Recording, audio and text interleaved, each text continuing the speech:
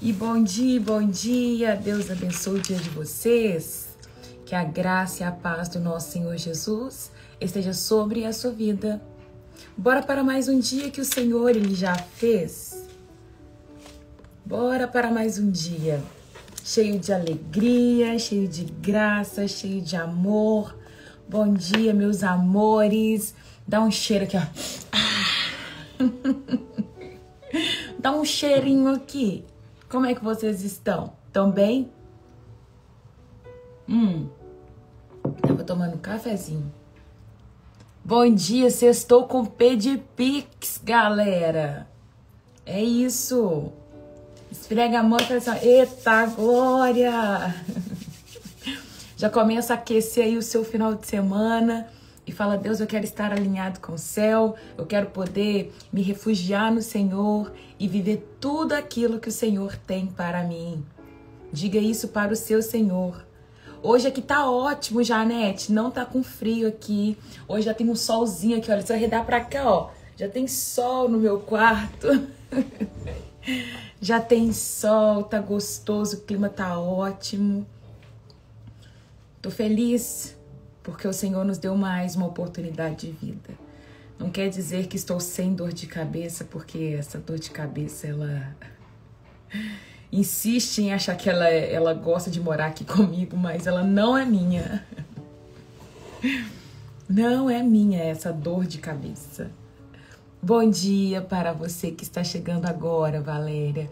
Deus te abençoa. Vamos orar? Enquanto a nossa turma ela vai chegando, nós vamos orar e agradecer o Senhor por mais um dia. Eu não sei como você acordou hoje, não sei como você está, mas nós temos motivos de sobra para poder agradecer o Senhor, não é verdade?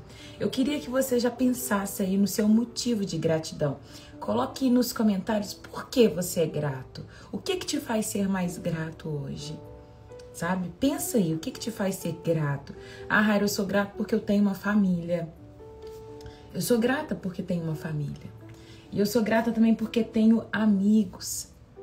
Amigos, sabe? Uma das coisas mais difíceis de se encontrar nos dias de hoje é ter pessoas boas para caminhar ao seu lado. Então eu sou grata pelos amigos que Deus me deu, sabe? Pelos que são de verdade. Tem gente, minha mãe sempre falava isso. Tem gente que é amigo, tem gente que é colega. Então você tem que separar o amigo do colega. Nem todo mundo é seu amigo, mas os que são amigos de verdade, sabe? E eu sou grata pelos meus amigos. Ontem eu assisti um vídeo no YouTube e aquilo deixa meu coração entristecido. Eram dois amigos, sempre foram amigos e vivia os dois amigos juntos, mais a esposa de uma das pessoas. E a pessoa que era casado, né, era um empresário, engenheiro, casado com uma ginecologista e um amigo. E aí, esse engenheiro, ele precisou viajar. E no que ele precisou viajar, a esposa ficou sozinha em casa. E aí ele pega pelas câmeras, quando ele volta de viagem, ele vai assistir a câmera da garagem, ver quem que entrou na casa dele, quem que não entrou, o que que aconteceu. E na hora que ele vê as câmeras, ele pega o melhor amigo dele, chegando de moto na casa dele, a esposa esperando de baby doll, sentada esperando ele. E na hora que ele chega, o melhor amigo dele chega, a esposa começa meio que a seduzir o melhor amigo dele. E ali eles dão um beijo na frente da câmera. A esposa começa a ficar cutucando esse melhor amigo dele para poder, chamando ele para entrar dentro da casa. E ele entra dentro da casa com ela e sai 40 minutos depois atordoados, consertando roupa e atordoados. E na hora que ele sai, ele monta na moto, ele beija a mulher de novo. Ele coloca o capacete e ele faz assim para a câmera. E aí, gente, como que resulta essa história? O menino voltou. Ele olhou a câmera, ele viu que a esposa dele tinha ficado com o melhor amigo dele. Eu acho que eu fico assim, como assim? Eu não consigo imaginar. Eu não consigo imaginar. Sabe, pensa aí no seu melhor amigo, na sua melhor amiga. Alguém que você confia, conta seus segredos. Alguém que tá com você o tempo todo. Não consigo imaginar. Sabe, igual a Cacau é minha melhor amiga, eu não consigo imaginar, sabe, se algum dia minha melhor amiga ficar com meu marido. E eu falei assim, gente, onde que essas coisas elas vão parar? E ali o amigo que foi traído armou para matar o amigo. E ele matou o amigo. Deu muitas facadas nele num bar. Ele foi pro hospital, ainda com vida. Chegando no hospital, a médica ginecologista aproveitou das credenciais dela para poder apagar as mensagens que poderia prejudicar ela, as mensagens de conversa. Mas eu fiquei assim, meu Deus, quanta tristeza.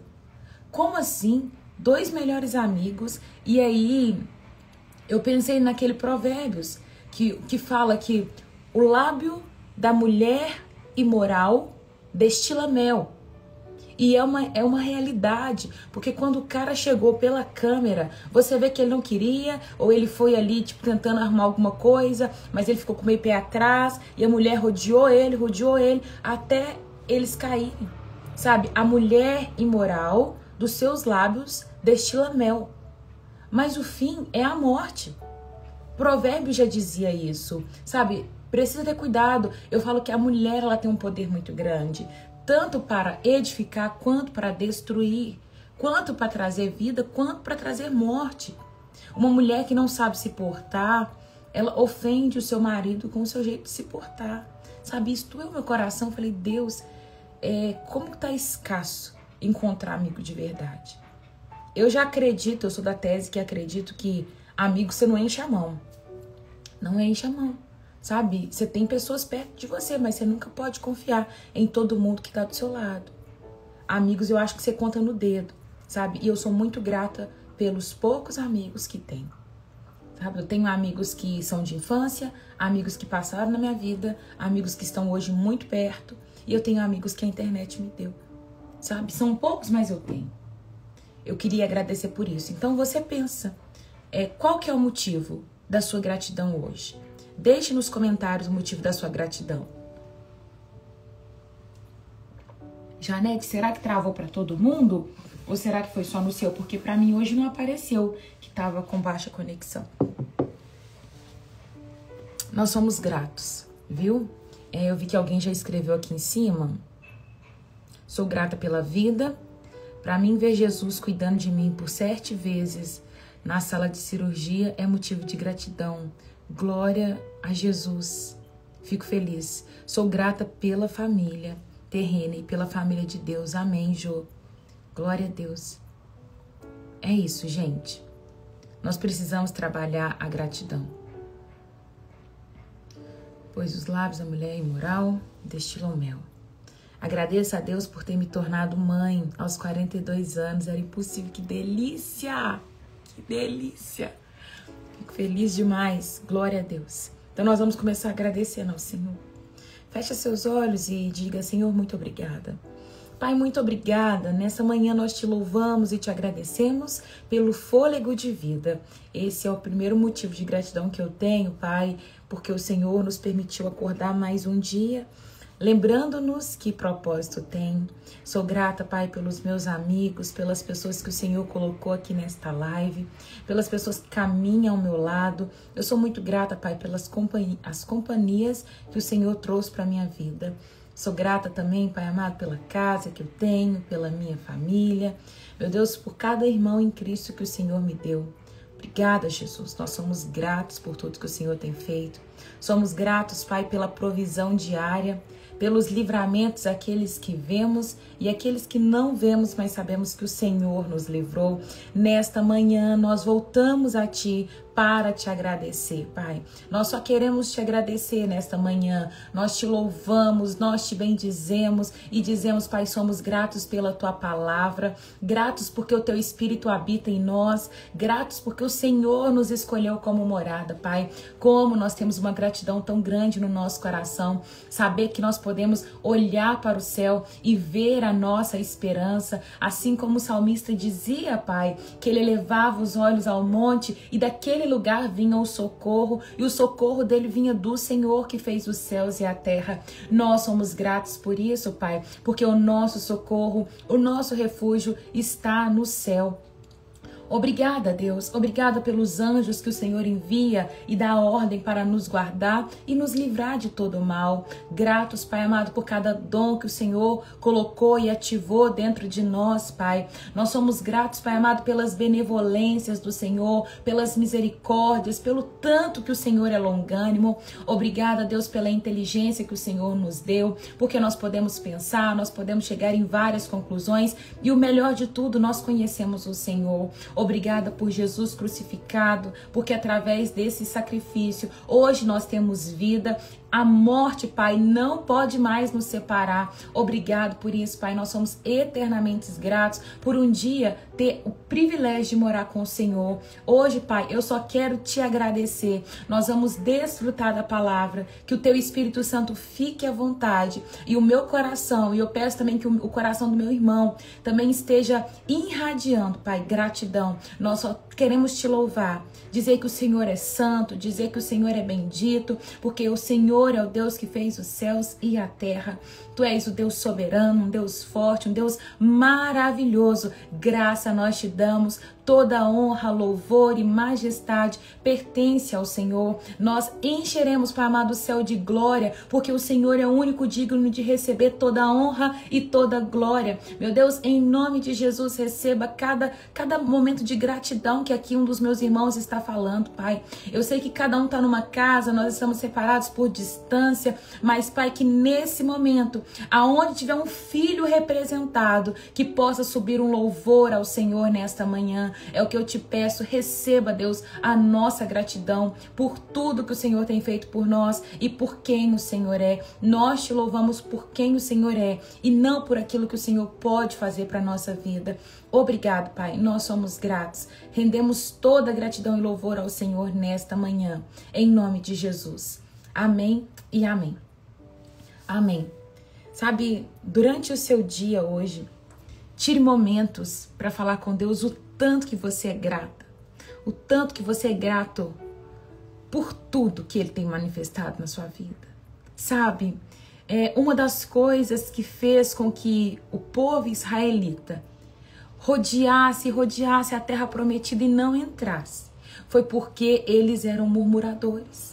Eles lamentavam por tudo que não tinha, mas eles esqueceram daquilo que Deus já tinha feito e manifestado na vida deles.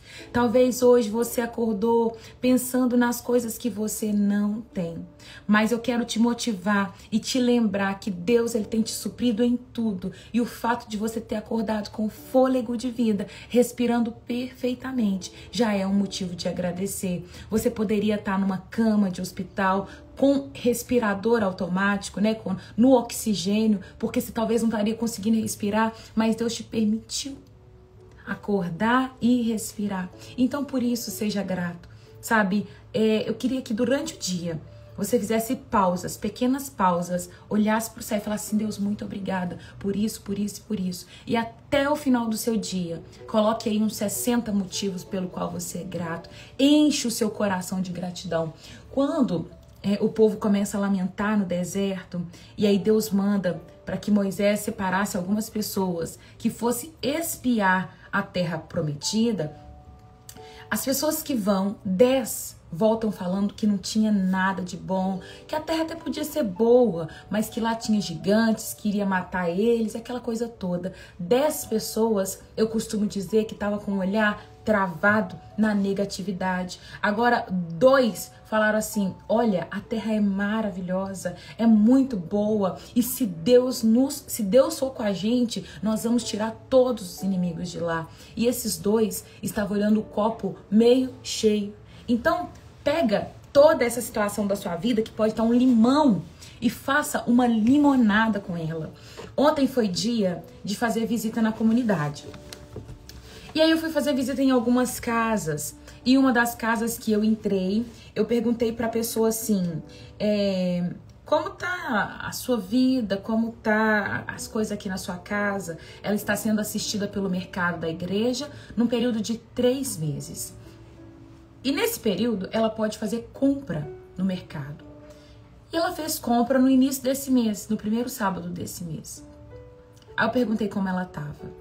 Ela falou assim, tô levando porque as coisas aqui é muito difícil, não tenho o que dar para os meus meninos, e isso, e aquilo, outro. E ela começou a falar um tanto de coisa na minha cabeça, que falando assim, só lamentando, por que isso, por que aquilo, e foi falando, eu tô assim, nananana. Eu falei assim, as coisas do mercado já acabaram, né, porque hoje é dia 18, a compra do mercado foi que dia? Deixa eu ver. Foi bem... junho... Foi no dia 5. Então tem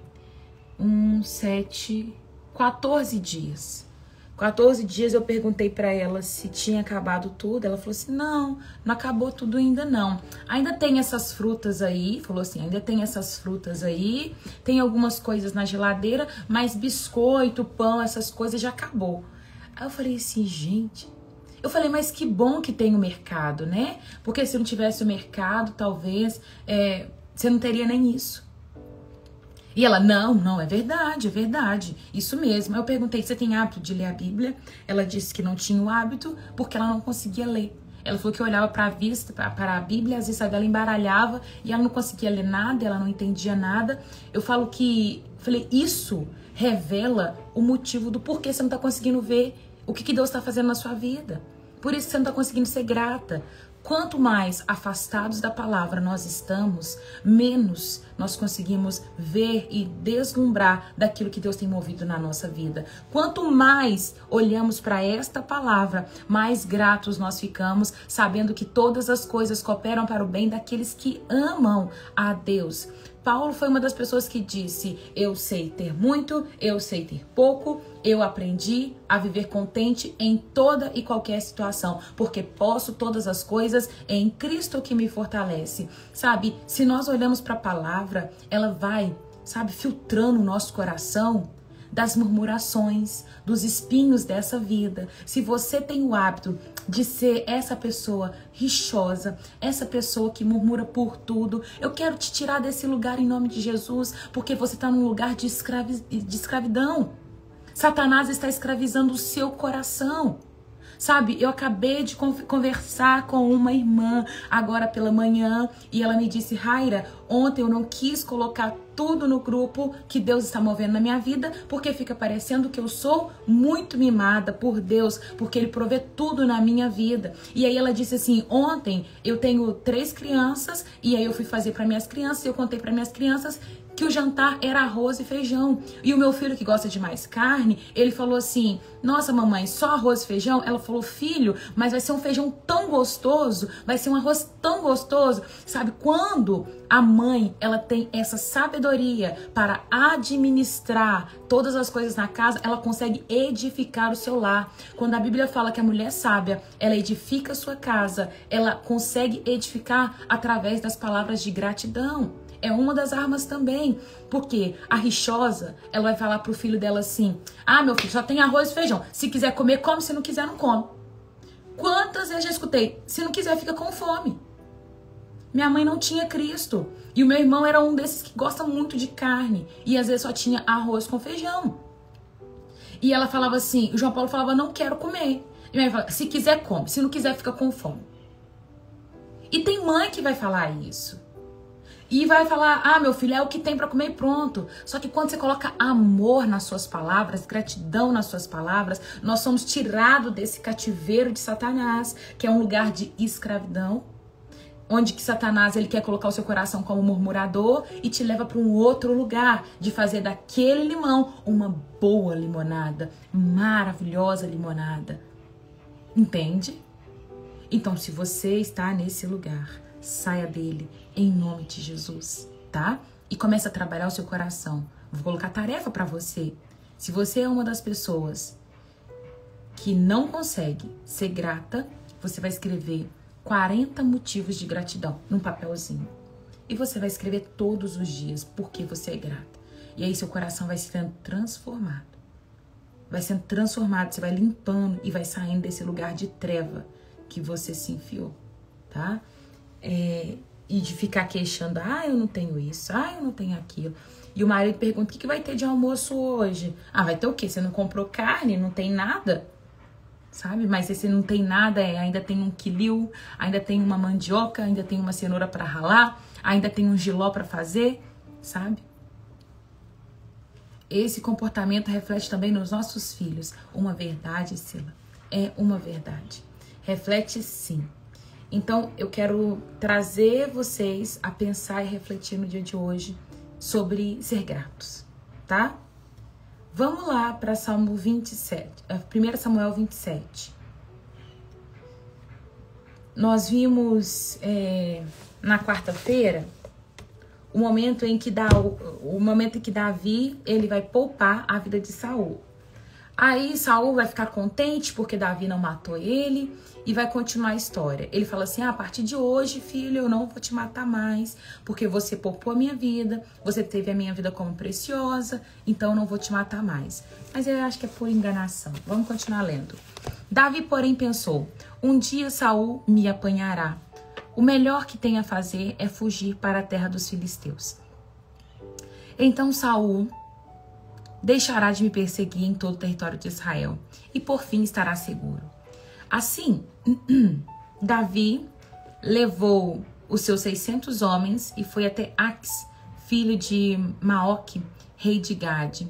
Davi e seus soldados, suas famílias, se estabeleceram ali com Aques em Gade. Davi levou suas 2 esposas, Ainoã, Jezreel e Abigail, viúva de Nabal, do Carmelo. Quando Saul soube que Davi tinha fugido para Gate, deixou de persegui-lo. Certo dia, Davi disse a Aques, se parecer bem ao meu senhor, preferimos viver em uma das suas cidades no campo. Seu servo não precisa morar na cidade real. Então Aques lhe deu a cidade de Ziclag, que pertence aos reis de Judá até hoje. E Davi viveu 1 ano e 4 meses entre os filisteus. Partindo de Ziclag, Davi e seus homens atacavam os Gesuritas, os Gersitas, os Amalequitas, povos que desde tempo muito antigo viviam perto de Sur, até a terra do Egito. Davi não deixava nenhum sobrevivente, homem, mulher, nos povoados que atacava. Antes de comparecer à presença do rei Aques, tomava ovelha, gado, jumentos, camelos e roupas. Que lugar você atacou hoje? Perguntava Aques. E Davi respondia, o sul de Judá, a região dos Jeraamelitas e dos Queneus.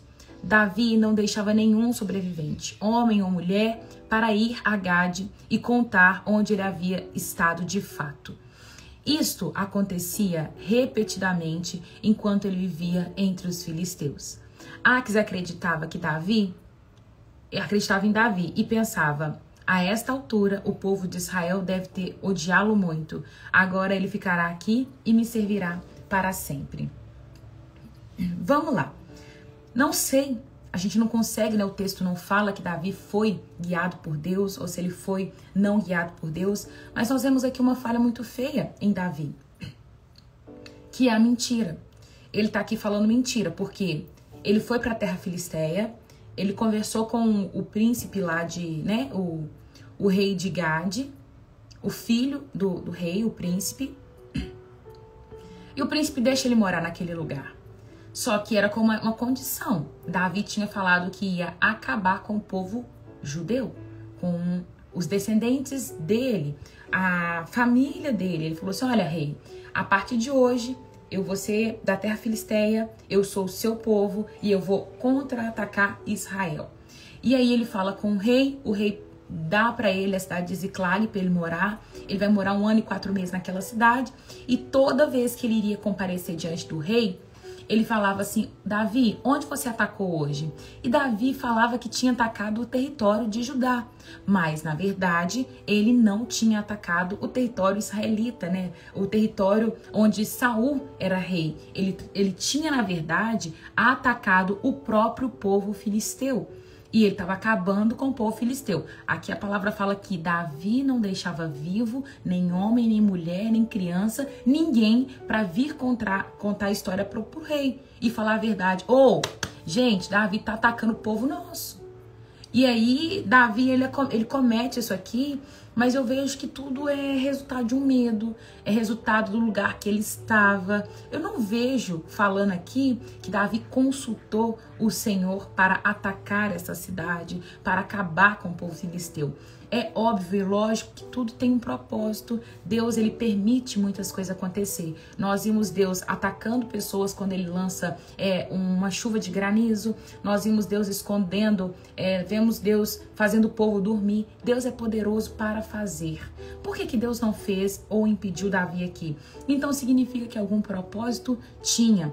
Mas eu vejo Davi aqui sendo tomado pelo medo, o medo de ser perseguido por Saul, e aí ele acaba chegando a esse lugar, e aqui ele comete várias atrocidades, né? Que é lutar contra o povo filisteu sem o rei saber. Ele foi sacana, né? Tava falando sobre amizade hoje, e aqui o rei achava que tinha uma amizade com Davi, quando ele viu Davi indo morar no território dele. É tanto que o rei vai falar: a essa altura, o povo de Israel já deve detestar Davi, e dessa forma ele vai morar comigo para sempre, né? Davi, ele age por medo, não por fé. Ele vive entre inimigos e omite as suas ações, mente para poder sobreviver, recebe uma cidade que será futuramente saqueada. Quais são as lições que a gente tira do capítulo 27? Quando agimos por medo, buscamos atalhos fora da vontade de Deus. Davi já havia sido ungido, mas ele esquece da promessa diante de uma perseguição. Nós vimos no capítulo 25 que Abigail livra Davi de ter as suas mãos manchadas pelo sangue.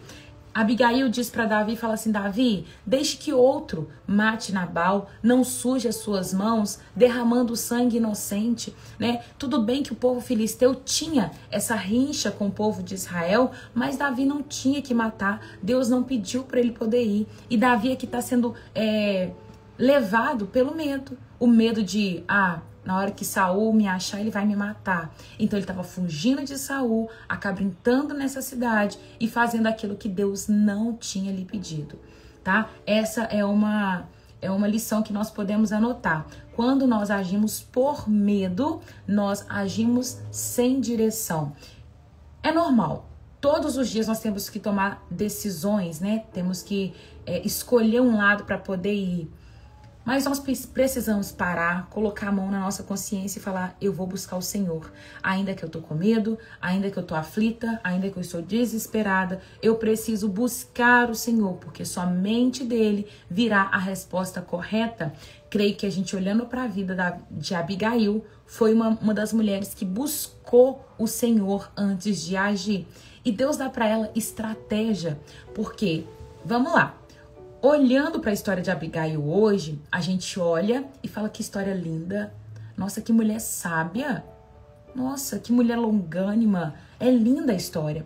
Nós temos um hábito de trazer um romance para a história bíblica, mas quando, na verdade, não se está vivendo romance, quem de fato está ali dentro da história. Por quê?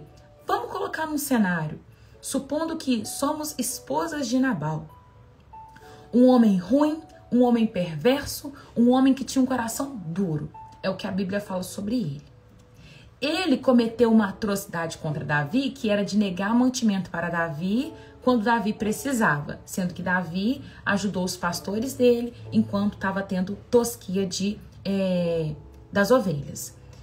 Aquela mulher ficou entre, como dizia minha mãe, entre a cruz e a espada. Ficou entre a cruz e a espada. Por quê? Se você tem um marido ruim, sabe que ele é ruim, você vai tomar a frente de fazer algo que diz respeito a ele? É muito difícil. E se ele ficar bravo comigo? E se ele escolher me matar porque eu tomei a frente e dei uma outra resposta diante daquilo que ele já tinha tomado uma decisão? Abigail estava falando com Nabal o seguinte: Nabal, eu não aceito a sua direção, eu vou fazer de outra forma. É como se o marido dissesse assim: nós não vamos comprar o carro nesse ano. E aí você vai lá na concessionária, escolhe o carro e entra com o carro dentro de casa. Qual que é a probabilidade disso dar certo? Se o marido falou que não ia comprar o carro esse ano, você foi lá, passou por cima da palavra dele e comprou o carro. Hoje, olhando, é lindo. Mas só Abigail dentro da história sabia o risco que ela corria passando por cima da palavra de Nabal.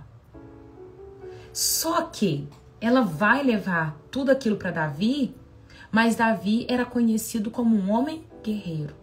Ele estava naquele momento fugindo de Saul e todos conheciam Davi como um excelente comandante de guerra. Ele era um dos primeiros oficiais de Saul. Ele vencia todas as batalhas. É tanto que o comentário que se dizia acerca de Davi era: Saul matou milhares, mas Davi centenas de milhares. Ou seja, Davi é um homem de guerra. Davi era um guerreiro. Aí ela tá entre o homem que ela casou, que é ruim, perverso, poderia matá-la por passar por cima da mensagem dela. E outro lado ela tem que enfrentar Davi, que falou que vai matar a casa dela toda. Davi, se ele não quisesse ouvir Abigail, imediatamente ele poderia começar por ela. Ele falou que ia matar os homens, mas ela estava se arriscando e dizendo: eu estou disposta a morrer desde que eu salve a minha casa. Só que eu tenho certeza que aquela mulher era alinhada com Deus. Ela não fazia nada sem consultar o Senhor. Ela tinha a voz de Deus sussurrando no ouvido dela. O que faz a nossa vida ser mais fácil é ter Deus sussurrando no nosso ouvido, dizendo: vai para esse lado, vai para esse lado. Deus sempre te dá uma aprovação. Ele vai falar assim: faz isso. Igual agora eu tô com meu coração assim: Deus, eu faço, não faço, faço, não faço, faço, não faço. Eu tenho que tomar uma decisão na hora que eu terminar a live. E aí o meu coração vai, tipo, Deus, o que eu faço? Me dá uma direção. Eu vou falando assim com Deus e Ele vai trazendo paz para a decisão que eu tomo. Embora a paz no coração do homem pode ser um engano.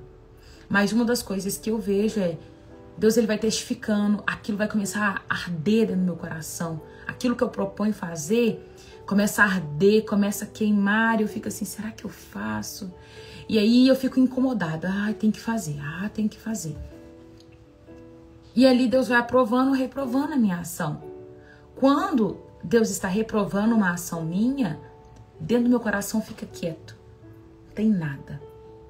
Nem um vento, nem soprando a favor, nem contra. Fica neutro. E às vezes vem um sentimento de: será que eu estou fazendo certo? Quando vem esse sentimento, será que eu estou fazendo certo? Significa que já está errado. Porque as coisas de Deus, elas não trazem dúvida. As coisas de Deus, elas não te deixam assim: será? Será que isso aqui é certo ou errado? Se tá certo ou errado, já pode cancelar. Geralmente eu fico: como eu faço isso? Como eu faço? E meu coração fica inquieto. Igual agora eu tô aqui na live e eu tô pensando como solucionar uma situação. E aí Deus me dá estratégia. Então nós precisamos andar com Deus, falando no nosso ouvido, para que possamos tomar as decisões certas. Davi foi movido pelo medo. E Deus não estava com ele no meio daquela matança toda. Mas, todavia, Deus usa aquilo para propósito. Não permita ser guiada pelo medo, tá? Não permita ser guiado pelo medo. O refúgio errado nos dá alívio imediato, mas custa caro no futuro. Ziclag parecia proteção, mas era uma ilusão. Às vezes nós corremos para um lugar e achamos que esse lugar vai trazer segurança, mas às vezes é segurança momentânea. Pessoas que têm o hábito de passou por problema, faz empréstimo. Passou por problema, faz empréstimo. O empréstimo, ele pode parecer uma segurança imediata, mas depois pode trazer consequência. Então, antes de fazer um empréstimo, antes de tomar uma decisão, ore ao Senhor e fala: Deus, essa é a única saída? Esse é o único lugar que eu posso recorrer nesse momento? Se Deus te permitir, você vai lá e faz. Mas se Deus não permitir, não entra nessa confusão, tá? Podemos estar em um lugar seguro aos olhos humanos, mas longe do centro da vontade de Deus. A alma pode estar em perigo, mesmo quando o corpo está protegido. Isso é pesado, né? A alma pode estar em perigo quando o corpo está protegido. São lugares que você entra e fica assim, ai, graças a Deus estou tranquila. Mas aquele tô tranquilo é perturbado por dentro. Então toma cuidado com os lugares que a nossa alma ela tem entrado, porque isso pode trazer morte no futuro. Davi agiu por medo, se enfiou em um lugar que trazia segurança, mas era segurança momentânea. Não era uma segurança que duraria bastante tempo. Vamos para o capítulo 28 e fazer uma leitura dele de uma maneira direta, né? Se tiver que parar, eu paro. O que nós vamos ver aqui agora? Enquanto os filisteus se reúnem para a guerra, Saul se desespera. Deus não responde por sonhos, profetas nem por Urim. Em desespero, ele consulta um médium, a necromante de Endor, quebrando a própria lei que ele havia decretado. Vamos ler. Naqueles dias, os filisteus se reuniram suas tropas para outra guerra contra Israel. O rei de Ax disse a Davi: saiba que seus homens sairão à batalha comigo. Está bem, disse Davi. Agora o Senhor verá por si mesmo o que somos capazes de fazer. Então Ax disse a Davi: colocarei você como meu guarda pessoal enquanto eu viver. Nesse tempo, Samuel já havia morrido e todo Israel tinha chorado sua morte. Nós vimos isso lá no início do capítulo 28. Estava sepultado em Ramá, na cidade natal. Saul havia expulsado da nação todos os médios e todos os que consultam os espíritos dos mortos. Os filisteus acabaram em Sunem e Saul reuniu todo o seu exército israelita e acampou em Giboa. Quando Saul viu o imenso exército filisteu, entrou em pânico. Consultou ao Senhor a respeito do que deveria fazer, mas o Senhor não lhe respondeu, nem por sonho, nem por Urim, nem pelos profetas. Urim e Tumim era aquela moeda que jogava para cima e ali eles tiravam a sorte. Esse é o Urim. Então Saul disse aos seus conselheiros: procure uma mulher que seja médium e pergunte para ela o que você deve fazer. Seus conselheiros responderam: há um médium em Endor. Então Saul se disfarçou com roupas comuns e, acompanhado de 2 de seus homens, foi à noite na casa da mulher. Preciso falar com um homem que está morto, disse ele à mulher. Você pode invocar a espírito para mim? Quer que me matem? Respondeu ela. Você sabe que Saul expulsou todos os médios e todos que consultam outros espíritos do morto. Por que prepara uma armadilha para a minha vida? A mulher está falando, você sabe que Saul falou que não era para invocar nenhum médium. Por que você está falando que eu posso consultar? Quer que me matem, né? Respondeu ela. No versículo 10. Saul, porém, jurou em nome do Senhor e prometeu: tão certo como vive o Senhor, nenhum mal lhe acontecerá por isso. Por fim, a mulher disse: de que espírito eu devo me invocar?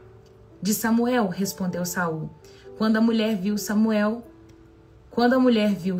gritou: você me enganou, você é Saul. Não tenha medo, disse o rei. O que você vê? Vejo um Deus subindo da terra, disse a mulher. Qual é a aparência dele? Perguntou Saul. É um avião envolto no manto, respondeu ela. Saul entendeu que era Samuel e se curvou diante dele com o rosto em terra. Então Samuel perguntou a Saul: por que me perturba, chamando de volta? Porque estou muito angustiado, respondeu Saul.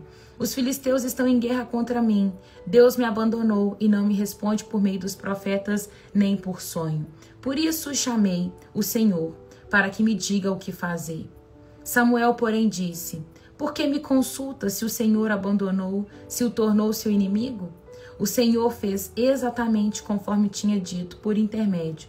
Rasgou de suas mãos o reino e entregou a outro, a Davi. O Senhor lhe fez isso hoje porque se recusou a executar a ira ardente dele contra os amalequitas.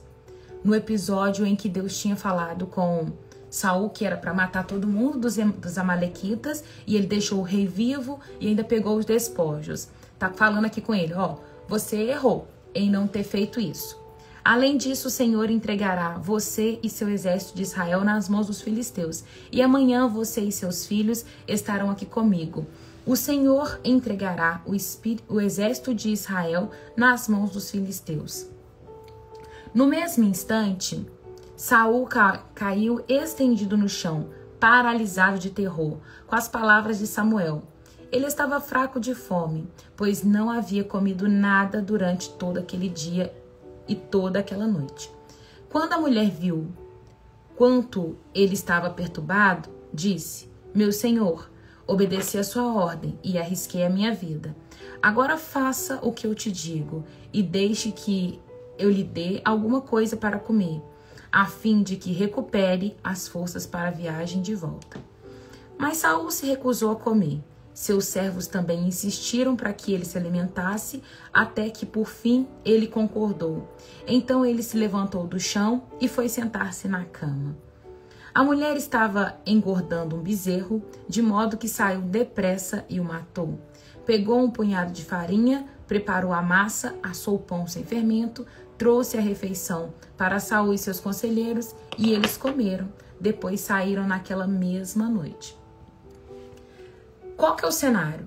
Saul está em pânico diante do silêncio de Deus. Deus não responde ele e ele sabe que ele teria que lutar contra o exército filisteu. E agora Deus, eu preciso consultar alguém.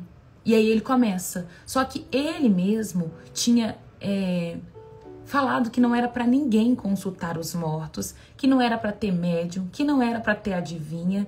E agora ele está contradizendo a palavra dele. Aqui nós percebemos o tanto que o coração de Saul se corrompeu. Nós vemos, né? Ele se disfarça, consulta um médium, pedindo para falar com Samuel. Samuel é trazido e anuncia o juízo, que Saul morrerá no dia seguinte. Lições que nós tiramos no capítulo 28, e depois eu vou entrar em alguns pontos que são polêmicos, né? Quando negligenciamos a presença de Deus em tempo de paz, sentiremos a sua ausência no momento de crise. Saul era guiado por Deus em todo o tempo. Só que quando ele desobedece a Deus, ele entra nesse lugar de parar de ouvir a voz de Deus. E agora ele está no momento de crise e ele se sente totalmente confrontado. Como eu vou sair dessa situação agora, Deus? E Deus não vai responder ele. O silêncio de Deus revela o quanto nós negligenciamos o relacionamento com ele. O silêncio pode ser disciplina e não ausência. Às vezes a presença de Deus está o tempo todo com você e você negligencia a voz de Deus. Aquela voz, ela pode ser silenciada uma vez que você rompeu com o relacionamento. E se essa voz está silenciada, em momento de crise, a gente sente falta dessa voz. Buscar soluções espirituais fora da vontade de Deus é abrir porta para o juízo, né? Saul, ele vai consultar o oculto e aí ele vai acabar ouvindo uma sentença. Com esse texto, muitos vão se respaldar e achar que pode consultar mortos. Mas a palavra é clara que mortos não voltam. E toda vez que você for procurar toda vez não, que vocês não vão, né? Vocês não vão consultar médico, vocês não vão consultar cartomante, vão? Mas quem já teve essa experiência de consultar cartomante, de consultar alguém que consulta, né?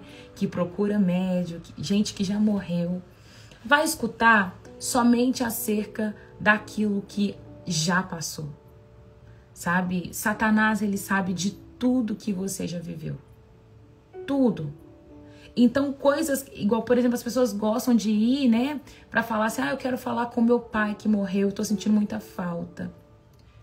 Sinto falta de fulano de tal, quero ver fulano de tal. E aí chega lá, eles revelam coisas que somente a pessoa e a outra viveu. E quando isso acontece, a pessoa fala assim, nossa, é verdade, fulano aqui contou que, de fato, eu não guerriei contra os amalequitas. Mas são coisas que Satanás também sabe. Quando a gente olha na palavra, a gente acha que tinha lido no capítulo 25 mesmo. Vai falar que aqueles que morreram não voltam. Não tem como voltar. E aqui, gente, eu teria que ler e ver mais comentários. Até então, eu nunca vi Rodrigo Silva comentando sobre isso. O porquê que permite dessa forma essa médium falar que Samuel tinha voltado e dar uma sentença. Não volta, gente. Quem morreu não volta. Tem certeza que quem apareceu aqui não foi Samuel para Saul. E ele está dando uma sentença de algo que vai acontecer. Satanás, ele é muito astuto, e uma vez que a pessoa sai da presença de Deus, ela está sujeita a qualquer coisa que o diabo ele possa dizer ou falar. Vou dar uma experiência real, e aí a gente termina a nossa live.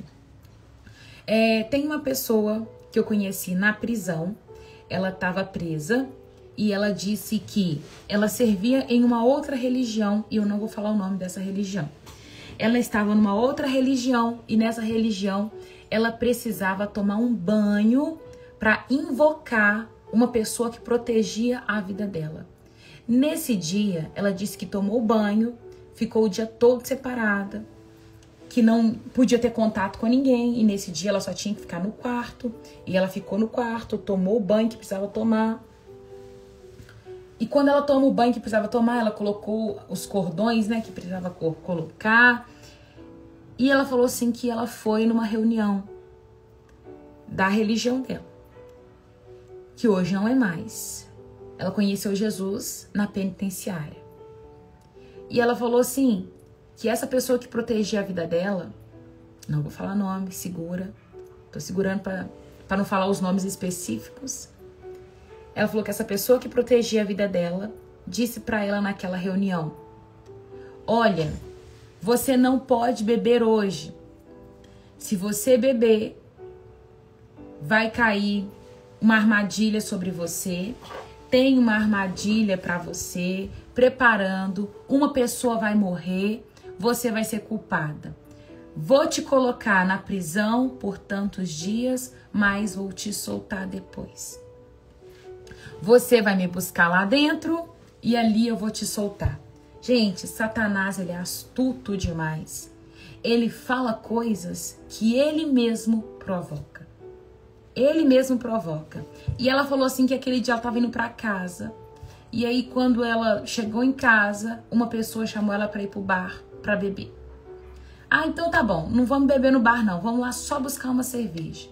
Quando ela chegou para buscar a cerveja, aconteceu uma situação e uma pessoa foi morta. Ela foi presa, ficou um tempo presa. E lá eu conheci ela.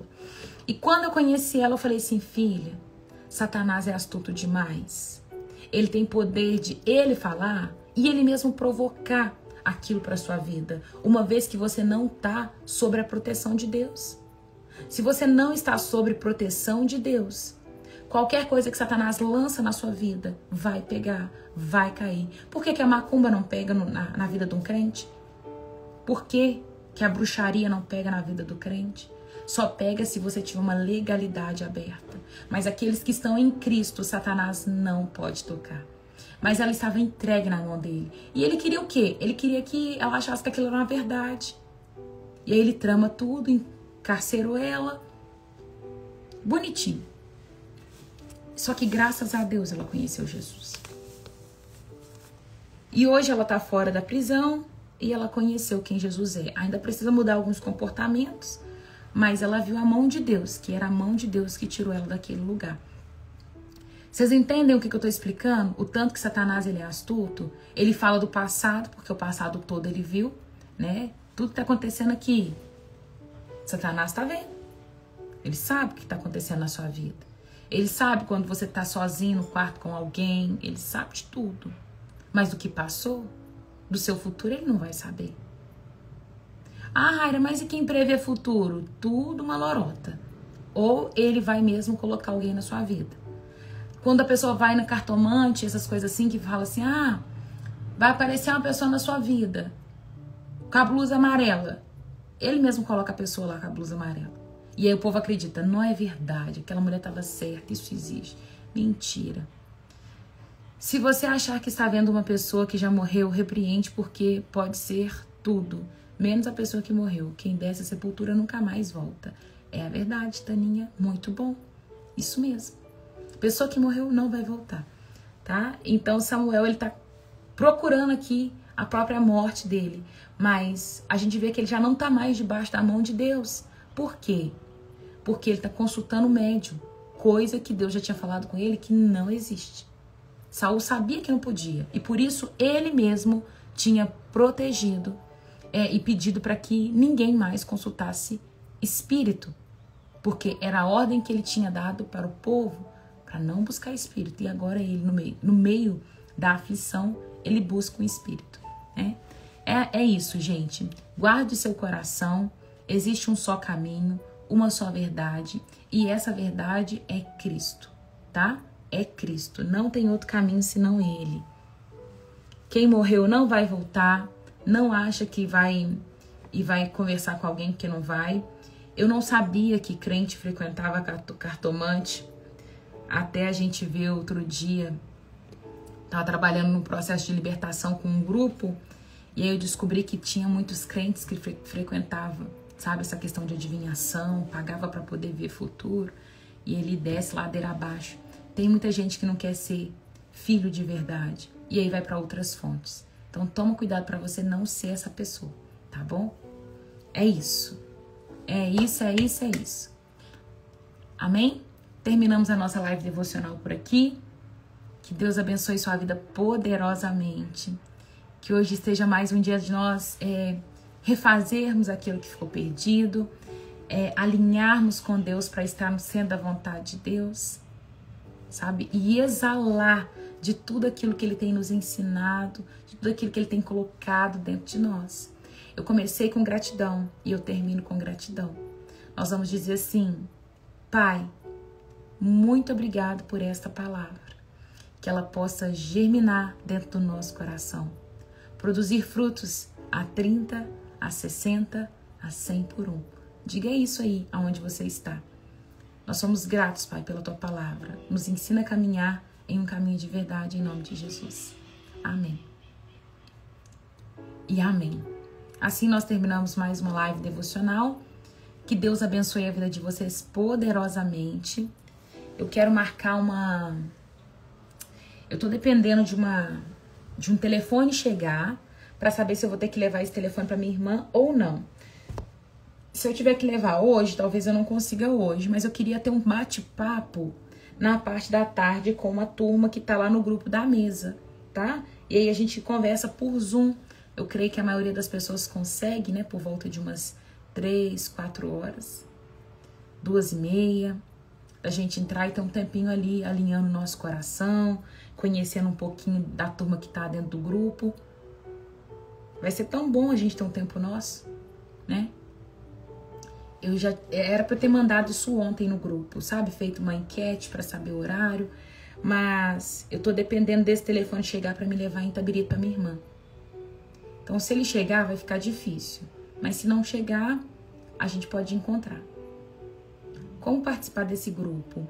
Sila, esse grupo é para as pessoas que são mais frequentes aqui na live. O grupo da mesa, você me chama no privado que eu te mando, tá? Lá no grupo Enxergando as Escrituras, você consegue encontrar meu número de telefone, tá? E aí lá nesse grupo a gente tem uma comunhão maior, é um grupo aberto, é só para as pessoas que são mais frequentes na live. Eu falei que não ia abrir para todo mundo, porque tem gente que entra no grupo e sai. Lá no grupo da Enxergando as Escrituras tem 700 pessoas, mas são pessoas que não reagem mais, pessoas que não estão tão próximas da gente, tá? Me chama no privado que eu te mando aí o link do grupo para você entrar. Para Taninha e para Janete, como eu tenho o número, eu mando para vocês. Se você quer, me manda uma mensagem no privado, tá? Beijo.